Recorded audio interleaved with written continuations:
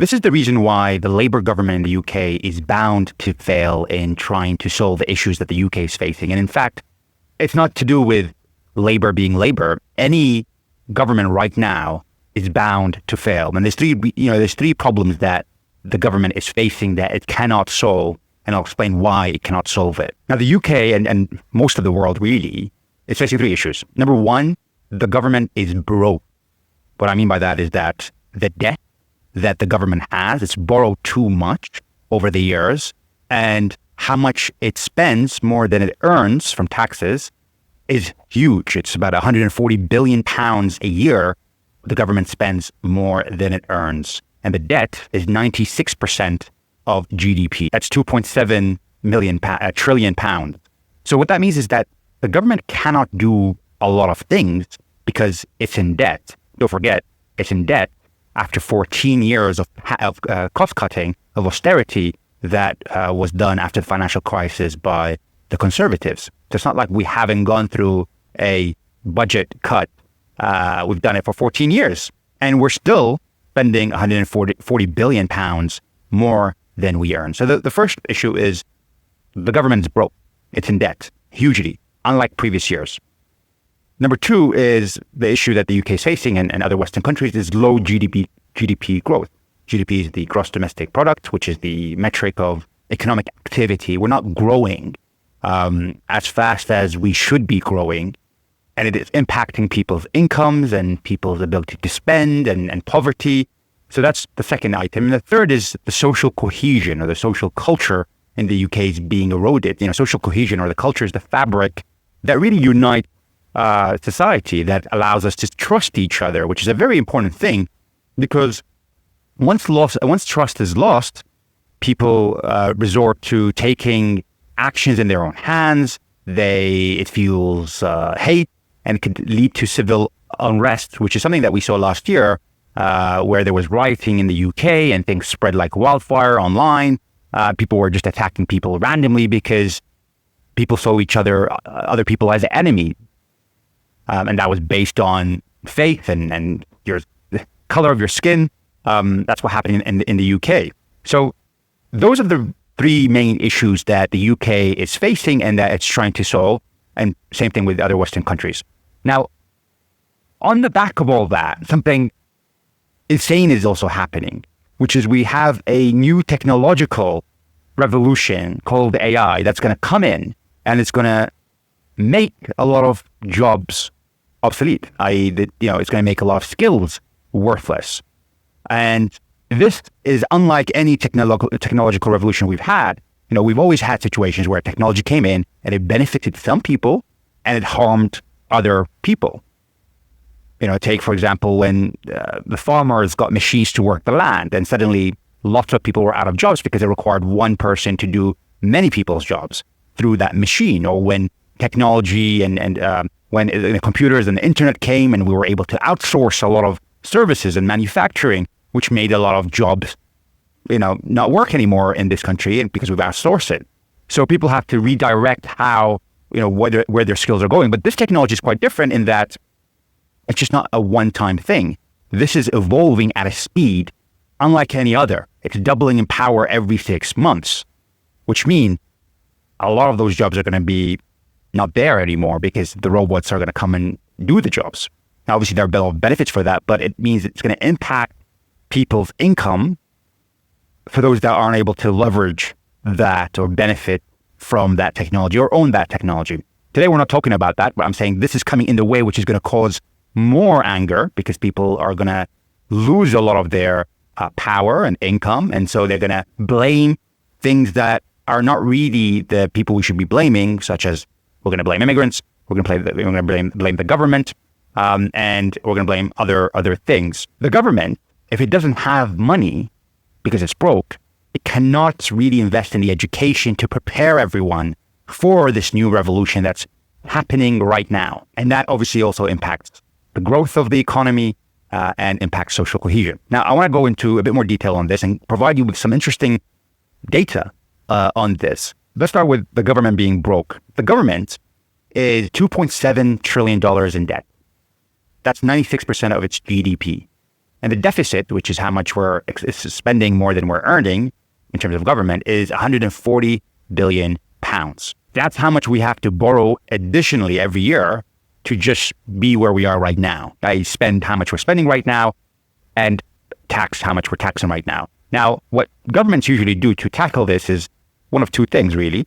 It can increase, well, three things. It can increase taxes or it can cut the expenditure. Now, they've already increased a lot of taxes. We've never been taxed so much during, peace times. And I'm going to show you why that is. And we've already been through 14 years of cost cutting by the Conservative Party in the UK from 2010 to 2024.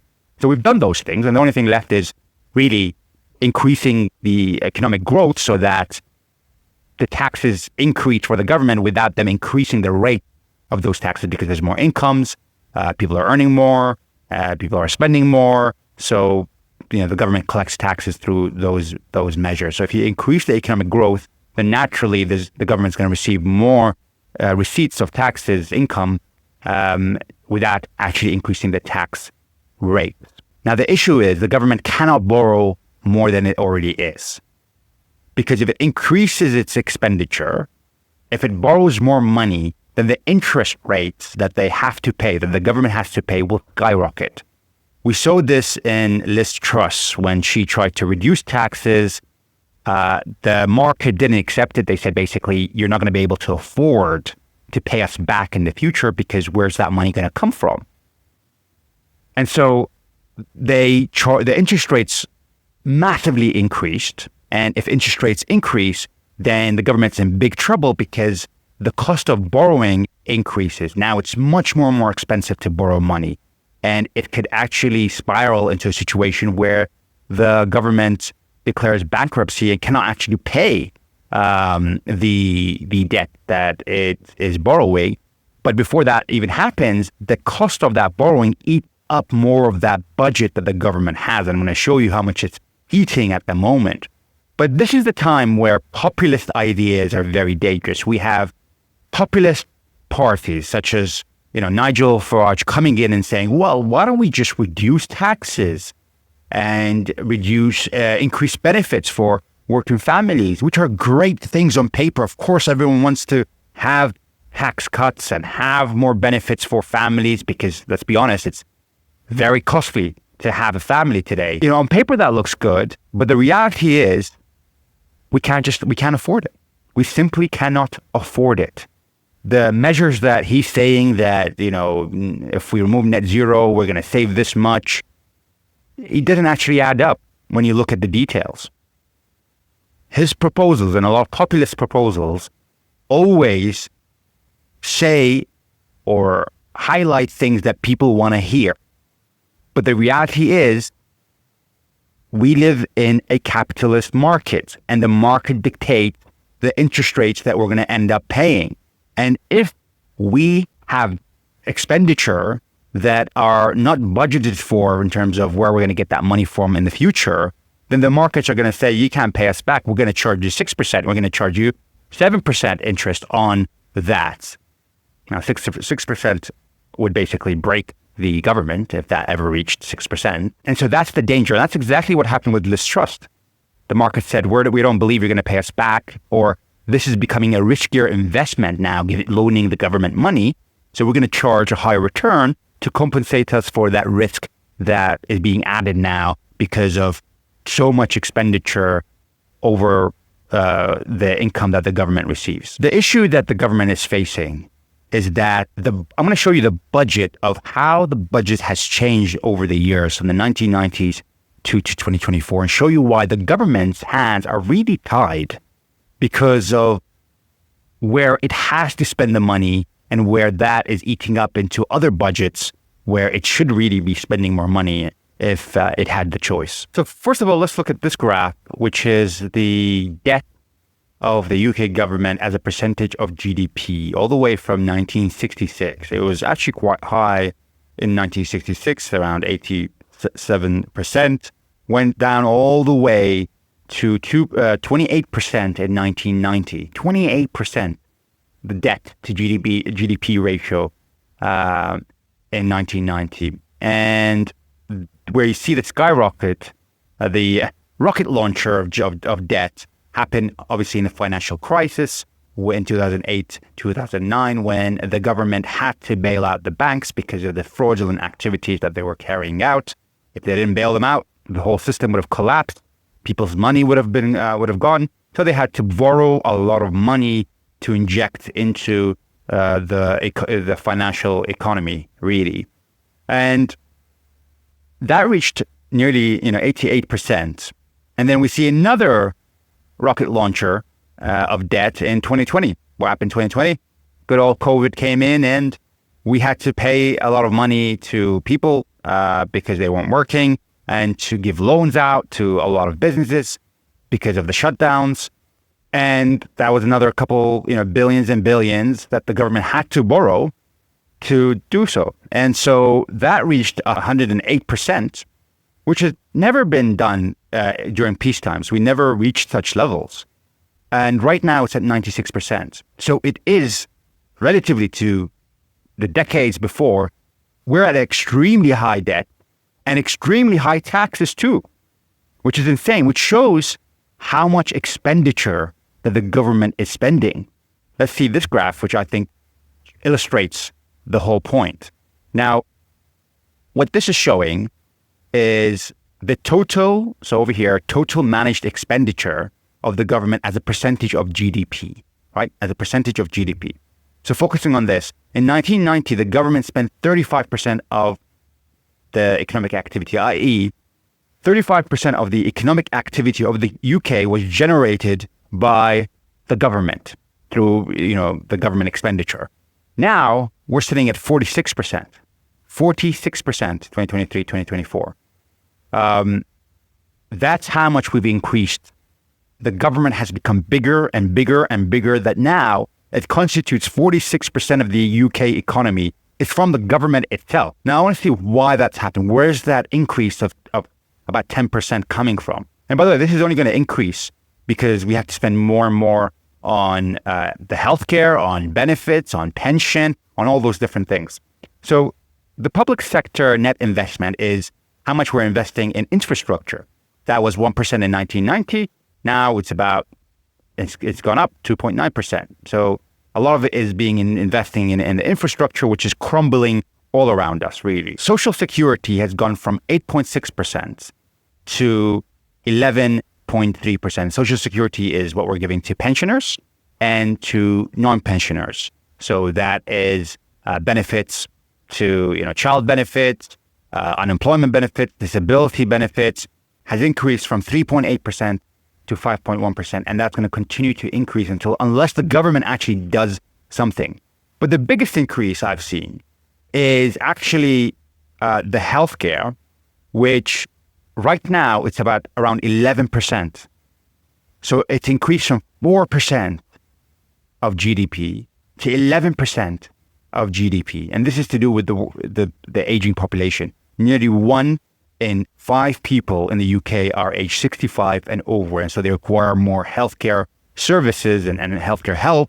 And that's what's eating the budget. I'm showing you what's eating the UK government budget. Why is the UK government becoming bigger and bigger and bigger? One is because our pride, the NHS, requires more and more money because of the aging population that we have.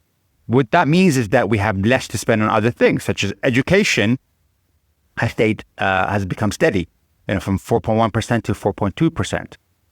Even though I think that should definitely increase because we need to change the whole education system to focus around this new technology that's coming in that's going to change all our jobs. Defense has gone down. Public order and safety has stayed the same at 1.7%. Transport has slightly increased, 1.2% in 1990 to 1.7%. Housing community amenities decreased slightly. Overseas aid, this is an interesting one. So right now we're about 0.5%. This is not showing this right here, but it's about 0.5%, and it's going to go down to around 0.3%. So there are plans by 2027 to reduce this to 0.3%. Now, how much we're spending on foreign aid is about 14 billion pounds. And some of that money goes to, because there's a lot of suggestions to remove foreign aid completely, but some of that money actually goes to the UN, to the World Bank, to schemes that eradicate diseases, which actually end up impacting the UK because we don't want the diseases to spread all around the world and impact the UK, to end poverty, but also, which I didn't know actually before, it actually goes to the first year costs of asylum seekers and refugees in the UK. So all this talk about, the hotels, which needs to actually be fixed because it's crazy that the UK government is spending money on hotels to house asylum seekers and refugees. It's not very economic. There needs to be other ways to do this. But all that money that we spend on the first year costs, only first year costs of asylum seekers and refugee costs, all comes from this overseas aid budget. What that means is actually, it's not that the budget is increasing, but the cost of the asylum seekers and refugees in the UK is eating up from that budget, which means there's less money going to, ending poverty and eliminating diseases around the world. Now, the other interesting one is the interest over here, which has gone from 3.1% of GDP to 5.1% of GDP. That is how much we're spending just on servicing the debt, just on actually managing the amount of debt that we have. And that's going to continue to increase if we do anything that makes the market think that we are a riskier country. And we do that by either spending more than not matching it with tax, or reducing taxes, but not reducing expenditure. So the bigger the gap, the deficit is, which right now is 140 billion pounds a year, the more the risk there is associated with the UK, and therefore the higher interest rate that lenders will require from the UK government, which would eat up into the UK budget more and more. And this can really spiral, where the governments used to start to borrow money just to pay the interest that it owes to other countries. And when you get to that situation, you're in big trouble, because it doesn't end. You just have to borrow more and more to service the debt, to pay the interest, and there's higher interest charge because they know you're doing that, and so it leads to bankruptcy, essentially. It's like basically you're getting a credit card to pay the interest of your other credit card, which is just increasing, really. It's just a short-term solution with long-term negative consequences. So as you can see, this is what's happening. So why do we have a bigger government? Well, because there's more expenditure on interest. There is more expenditure on the NHS because of a working age population. There's more social security expenditure. And there's actually more now expenditure on infrastructure, which is this public sector net investment, because everything's crumbling around us. And that's how the money has to be spent. But the biggest increase we've seen has actually come from the NHS. We're seeing huge, more than double expenditure what we used to spend in the 1990s. And that's going to only continue to increase. And it's the same thing with social security. Just an example of social security. We, as this graph shows over here, spend 314 billion pounds on social security when you include pensions.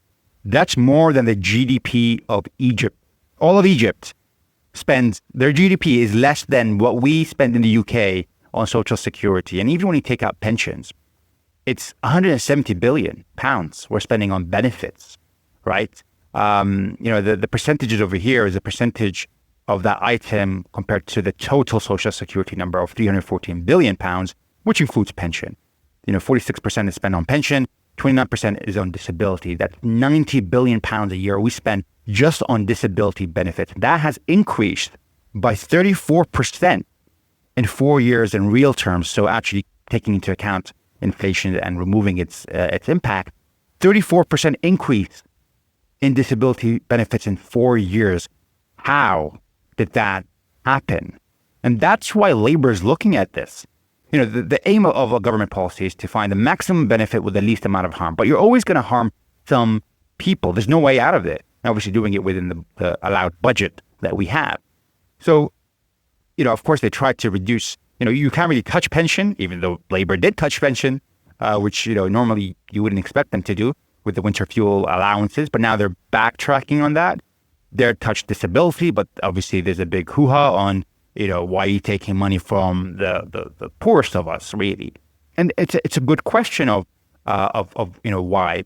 It seems to be that we have created a culture that's incentivizing not working, because I know personally some people that can work but are saying the right things to the workers so that they receive those benefits. And who has to pay for that? Me, you obviously have to pay for that. So obviously we don't want to impact the disability benefits for people who have to rely on those benefits.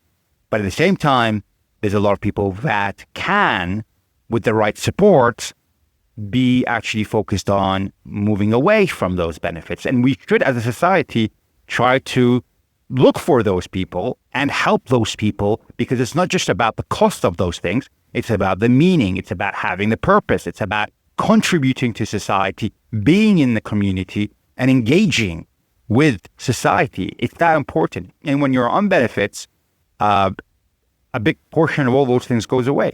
You don't have to interact as much with society. So as I said, there's the three problems: the government is broke, there's low GDP growth, and the social cohesion of the country is under threat. Now, what are the available options for a government to deal with being broke? It could either reduce spending, it could either increase taxes, or it could try to stimulate growth in the economy, which would solve the second problem too. Because if they do that, that means they get higher income, higher taxes receipts from people because of the growth that's happening, and people's incomes are increasing, and so forth. So the issue is, we've already tried cutting the costs. Is there more to do? Of course, there's more to do. There's a lot more to do. But how much can we cut more? Really, and is there going to be a political backlash from such cost cutting? For example, when it comes to benefits, which is the only area that really you could look at and say, that's an area that maybe we can cut, because some people, I'm saying some people, do abuse it, and it has created a culture or an environment where it doesn't have an incentive to have people work and go to work and contribute, right? So there's an area there that can be touched, but obviously it has to be done with the least amount of harm to people. So when it comes to cost cutting, you've got maybe people say foreign aid, but again, foreign aid is 14 billion, even if you cut that to 7 billion, because you still have to pay to the UN and the World Bank and those kind of things. And, we're talking about 140 billion deficit that the government has. So there's no really enough cost cutting really that would allow us to really push that deficit down. The other element is tax increases. And I don't think we are able to increase taxes, because we've increased taxes so much on people that people are now leaving the country. Because I'm okay for people to tax me to death, but at least, I'm getting good quality services, good education, good XYZ. That is being eroded massively in the UK, where actually now a lot of people, the way they see it is that I'm paying all these taxes, and it's going to pay for interest, expenditure. Is going to pay for a lot of benefits that people shouldn't really actually be on, although some people obviously need to be on it. And so that's the kind of mindset a lot of people are having now. Add to it that we've never been taxed that much. The issue with taxing people in today's age is that we live in a world, unlike 30, 40 years ago, where people could just leave and have their business anywhere in the world. If I'm making, say, 500,000 and suddenly taxes are increasing and I'm not seeing a return for that, I'm not seeing services improve, I'm not seeing any of that, and so therefore I see it as wasted, I could just go to dozens and dozens of countries that have tax-free environments with better services, right? There's no country that is all great without any drawbacks. Obviously, every country has some benefits and has some drawbacks. But for a lot of rich people, there's a red line, whereby if we cross that red line, they're going to see it as I could just leave and have my business anywhere in the world. I said before, 40 years ago wasn't like that, because 50 years ago, there wasn't the internet. There wasn't the intellectual property, the cloud, data being online, which all allow people to run businesses anywhere in the world. And so if you're going to create an environment that pushes people away, especially those people that, the richest people in society they're hated the most for many different reasons, but they're the ones that actually contribute the most taxes. Now, obviously, some people dodge some taxes, but as a percentage of income tax, I'll show you the figures right now. Look at this, the top 2%. This is the top 2%, which if you're in the top 2% in the UK, you earn more than £125,000. That's the top 2%. And the rate that you're faced with, that is 45%, anything above £125,000. Now, that 2%, their share of revenue provided by taxpayer and band, i.e. the amount they contribute in taxes from the total income tax received by the government, is 39%. 2% contribute 39%. The next 10% of adults contribute 32%. So the top 12% of people in the UK contribute 71% of taxes. The top 12% contribute 71% of income taxes. And look over here in terms of the change in tax rates as a percentage of GDP over time. From 2000 to now, income taxes are higher today than they are in 2000. They are, and national insurance contributions are higher. The VAT is higher. Corporation tax is actually higher than it was in 2000. So everything's gone up in terms of tax rates. And so there's a line where people are going to say, enough is enough. I'm going to go to Dubai. I'm going to go to Switzerland. I'm going to go to a lot of these other countries that have better services, have better tax, tax rates for me. And those are the people that we don't want to push because they contribute the most to the income taxes that the government receives. And so you cannot increase taxes on anyone any more than we already have. And so what's left is to try to stimulate the economy so people have more income, so the government receives more taxes. And that is where really the focus should be, as the government has said many times. But it needs to be quicker at implementing things that actually generate more economic growth. Examples would be to reduce regulation around a lot of things that it takes ages to process. Anyone who tried to take planning permission, Jesus, it's just such a horrible process that needs to be sped up, because that's a lot of work that's on hold because we're just waiting for someone to process it. And so that actually has two elements to it. One is, actually changing the regulation itself to make it easier, but ensuring obviously safety still continues. And two, investing in systems and processes that allow speedier processing of those applications. Another item would be to actually invest in the oil and gas that we already have in the UK. There's a lot of potential there. Obviously, that clashes with a lot of the climate, issues, but it can still be done, in a way that generates a lot of jobs for people, reduces the energy costs for people, and still doesn't cause the damage that it used to do, if we did this 30, 40 years ago. Because a lot of times, we still import a lot of these oil and gas from places that are not very energy efficient.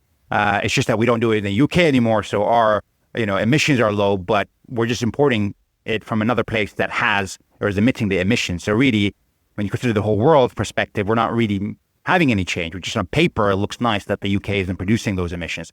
But there's a lot of jobs over there. It reduces a lot of costs over there. These are big things that can be done to stimulate the economy, and then obviously creating an environment that actually allows entrepreneurs and people who create jobs to come and stimulate the economy, instead of doing the opposite, which is creating an environment that taxes them to hell so that they don't want to come, but also having, issues with immigration to actually allow the best of the best, the talented people to come in the UK. to contribute, to generate businesses. Because you have to remember, when entrepreneurs come, when these leaders come, these CEOs come, they generate growth. And so we want those people to come, and we want to create an environment that's attractive for those people to come because they benefit and employ other people. So, the whole wave comes and raises everyone up with it. The whole tide, whatever the saying is, really.